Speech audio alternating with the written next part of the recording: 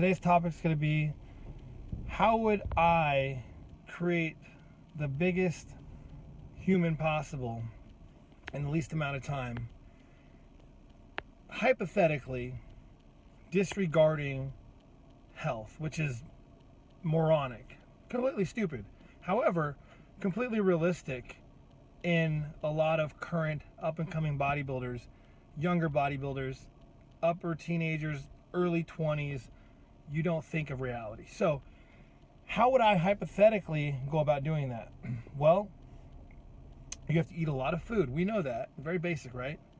You have to take a certain amount of pharmaceuticals, of course. You have to sleep, obviously, as best as you can. You have to have an environment conducive to muscle growth, rest, recovery, not burning too many calories, preservation, all that stuff, right? So how would I construct this plan if I didn't give two shits about internal health, longevity, well-being? Well, you would need your basic anabolics. So I would have testosterone. We'll throw out a simple cycle, not too complicated here. Testosterone at 750 milligrams to 1500. I've never done 1500, but this is just a range that people that I've worked with use and they're comfortable using, and I think would be the highest end that I would ever feel comfortable doing if I was still pushing it. 750 milligrams to 1500, okay, testosterone. Throw in an anabolic. I don't really like DECA. I don't like nandrolones. I'd throw in EQ at 600 milligrams, maybe 800. Insulin. What I would do with insulin, if I want to gain the most muscle mass and accrue the most possible in the fastest amount of time, I would have a long-acting insulin. Very unhealthy, obviously, for your pancreas to prolong, put it to sleep with a long-acting insulin. But I'd use Lantus or Levemir or anything that is 18 to 24 hours. I would do a baseline dose upon rising, 30 IUs to start, build up 40, 60, up until you can build up to over 100 IUs. Because that insulin is relatively safe because it's so stable.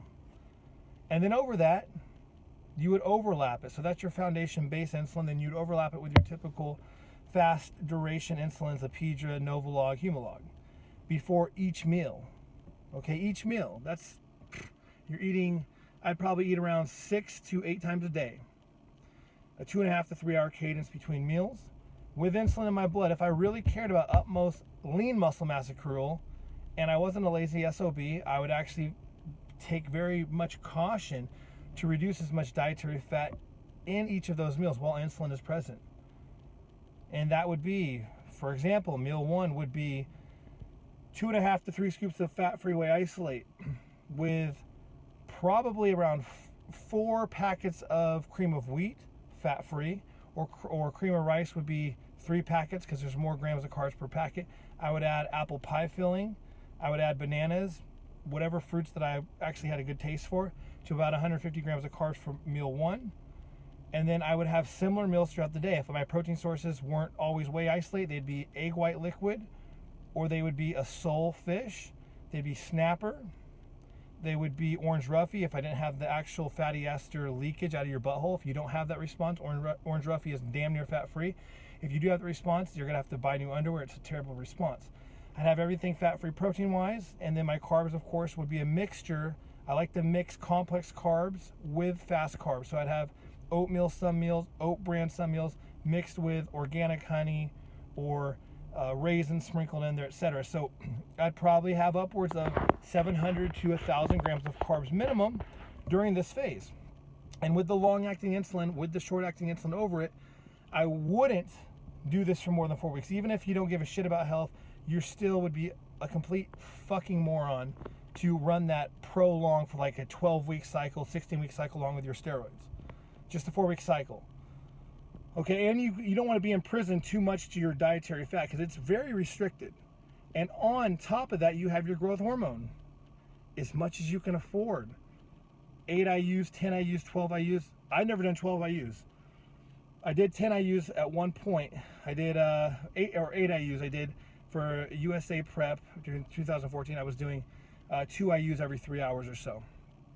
I believe, yes. And that was one time. But if you can afford the GH to be counteractive to any potential lipogenic effects from the insulin, not that you should have any, because remember, you're fat free, you don't have any dietary fat in your bloodstream, you really shouldn't be converting any glucose into fat with de novo lipogenesis, because that's a very complex process that really doesn't happen, especially in a highly active individual like a muscle mass prone bodybuilder with a lot of mass and a big metabolism. Okay, that's not going to happen. But the GH on top of that's going to keep you lean as shit, so all your gains are going to be partitioned into lean mass. Okay, you're going to be insulin resistant in the fat cells and insulin responsive in the muscle cells. So that creates a round muscle belly with very paper thin skin. Very good thing. Okay, so then you have high GH, high insulin, good amount of anabolics. You do this for 4 weeks. Then you get off the insulin. You continue the anabolics. You switch them up. You keep your test as a testosterone in general, but you switch up the ester, whether it's a cystanin, propionate, cypionate, and anthate. The timing does spike different intervals in the bloodstream, which causes a different rate of aromatization. So there will be a different effect on the body for our side effects and muscle fullness, just from the estrogenic component. So you switch that up. You take out the EQ, you put in a Masteron and anthate, or a Primobolan, or you can do a Deca, and you rotate that every 6 to 8 weeks. Plugging in insulin every 4 weeks on, 4 weeks off. That's how you get big as fuck. Now, on the off time, whenever you're not on insulin, you can be more liberal with your food. Welcome back cheat meals. Welcome back dietary fats, red meats. And you're still going to stay pretty damn lean because your GH is still intact. You know, you might lower your GH to like 4 to 6 IUs or whatever, and you're still going to liberate and stay very lean with the GH combined with the anabolics. And you can have your cake and eat it too now because you can cheat a little bit. That's the truth. Problem being, down the road, if you keep doing this, and you're going to accrue muscle mass beyond your genetic potential, you're going to go past boundaries that you probably never thought were possible. It's amazing. You're going to be, you know, in awe of yourself, and you do this for 2 years straight or more. I guarantee you'll be farther than you ever would have thought. But you keep on doing it, and it's also addicting now at that point. Now that you have that new mass, you're at a new level, and your peer response is through the roof, and people are praising you. Social media is a big thing. Obviously, now all your pictures are getting likes and shared. It is absolutely psychologically addicting. So now you really don't want to stop doing this. You want to keep progressing. It's like a high. Problem is, now you're also maybe internally a little scared. You don't know what's going on with your health, really. You probably might not even care to know, and you want to be out of sight, out of mind, tunnel vision. And you might not get blood work, and you might not get, you damn sure won't get extensive work as far as your internal organs, like a really good scope on your heart and kidneys and all that stuff, let alone blood work. That's not going to happen. But you get scared, but you push it aside. Problem with this, guys, as you get older, early 20s from the mid 20s and your late 20s, shit will happen. And even me making this video might kind of hit like a little chord with you if you're doing what I'm telling you, or if you're doing something similar to what I'm saying, and you're building that momentum and you're getting bigger and you're getting addicted. Even this video won't really probably convert you over to rethink your approach. Only way it's going to happen is if it happens to you as far as a realistic health problem. Something just happens. It's a reality check. It's a wake-up call where something literally pushes you or forces you to go to the hospital or go to the doctor. You have a hypertension crisis, or you have some type of arrhythmia, or your kidneys, your lower back hurts, your liver. Something puts you in that position to finally shed some light on you and to kind of, you know, basically make you wake up. That's unfortunately a lot of the times. That's what bodybuilders at the extreme level get. They fall into. Inevitably, they're forced to step back, and they're forced to realize the damage that they did upon their bodies in that plight to be the best bodybuilder you can be. So me talking about that stuff in the beginning is actually very enticing and probably very motivating, and something that a lot of you guys up and coming will say, fuck it, I want to do that. I don't give a shit.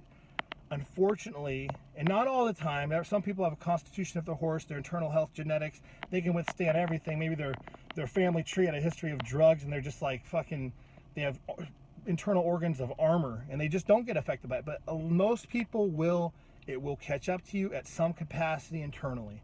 And it's the sad truth. And that's why probably a lot of these bodybuilders are passing away and having issues, and they disappear.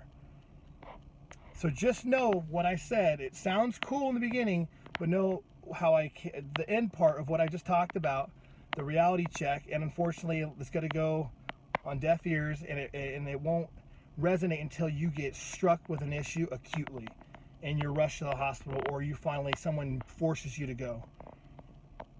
So my best advice is, if you try to be the biggest bodybuilder as fast as you can be and employ such crazy tactics that I hypothetically talked about, still get your blood work done. Don't avoid it.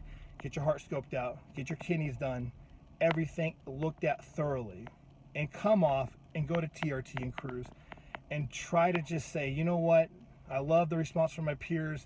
It is addicting, but I need to step back and leave and let everyone know that I'm easing off the gas. I'm going to be a little smaller. If you have to forewarn them, as dumb as that sounds, I know how psychologically fucked it can be, because I was there. I wasn't doing insulin and things of that measure, but I know how to employ such things. But I was even scared doing what I was doing, which wasn't a lot, but it was a period of 2.5 years of pretty much nonstop switching up compounds, and that did a number on my blood pressure chronically. So I really just want this to resonate with people, as far as it sounds awesome, but bad things could manifest if you turn your cheek to the reality of what could happen.